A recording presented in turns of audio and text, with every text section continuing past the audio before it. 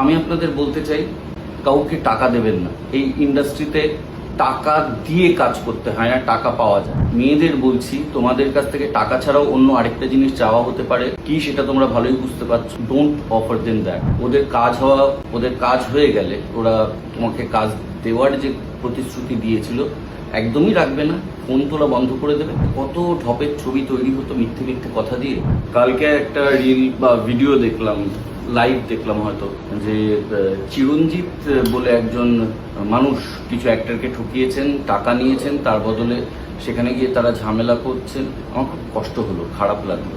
না, ওই চিরঞ্জিত বাবুর জন্য নয়, যে মানুষ এতগুলো মানুষের স্বপ্ন নিয়ে খেলতে পারে, তাদের জীবিকা নিয়ে খেলতে পারে, তার এর থেকেও বড় শাস্তি হওয়া উচিত। আসলে আমার কষ্ট হলো। দেখুন, আমি স্বীকার করি বা না করি, আমি তো বিজয়গড়ের ছেলে, কালীগঞ্জের অনেকটা কাছে, এবং আমার যেহেতু নাটকের ব্যাকগ্রাউন্ড, বাবা নাটক করতেন, আমি অন্তত ইন্ডাস্ট্রির বিষয়ে অনেক কিছু জানতাম। আমি জানতাম যে এখানে টাকা দিয়ে কাজ করা যায় না, এখানে উল্টো টাকা পাওয়া যায়। হয়তো 100 টাকা দেবে প্রথম কাজে, খুব কম দেবে, হয়তো যাতায়াত ভাড়াটুকু দেবে, কিন্তু টাকা নেবে না কেউ, টাকা দেবে। কিন্তু আমাদের সময় থেকে আমি আমাদের বন্ধুদের, যারা হয়তো মফস্বল থেকে এসেছে বা দূর থেকে এসেছে বা হয়তো কলকাতাতেই থেকেছে কিন্তু ইন্ডাস্ট্রির খবর অত জানে না, তখন সোশ্যাল মিডিয়া ছিল না, কিন্তু ঠকানোর রাস্তা অনেক ছিল। তখন এখন যেটা উত্তম কুমার মেট্রো স্টেশন, তখন টালিগঞ্জ মেট্রো স্টেশন নাম ছিল। তার বাইরে যে কত ঢপের ছবি তৈরি হতো মিথ্যে মিথ্যে কথা দিয়ে, কত ছেলে মেয়েকে ওখানে জমা করে কত লোক ঠকাতো। আর সেই যুগটা এখন ফেসবুকের মধ্যে দিয়ে বা সোশ্যাল মিডিয়ার মধ্যে দিয়ে লোক ঠকানো শুরু হয়েছে।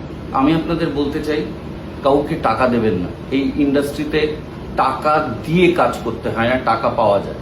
1, 2, টাকা নেওয়ার আরেকটা নিয়ম হচ্ছে, আপনাদেরকে বলা হয় আর্টিস্ট ফোরামের কার্ডের জন্য একটা বিশাল টাকা লাগে। 1 হচ্ছে আর্টিস্ট ফোরামের কার্ডের জন্য কোনো বড় টাকা লাগে না। 2 হচ্ছে প্রথম কাজ করার আগে আর্টিস্ট ফোরামের কার্ড পাওয়াই যায় না, কারণ আর্টিস্ট ফোরামের কার্ড করতে গেলে আপনার 2টো কাজের অভিজ্ঞতা লাগে এবং 2টো ডিরেক্টরের সই লাগে। মেয়েদের বলছি, তোমাদের কাছ থেকে টাকা ছাড়াও অন্য আরেকটা জিনিস চাওয়া হতে পারে কি, সেটা তোমরা ভালোই বুঝতে পারছো। Don't offer then that.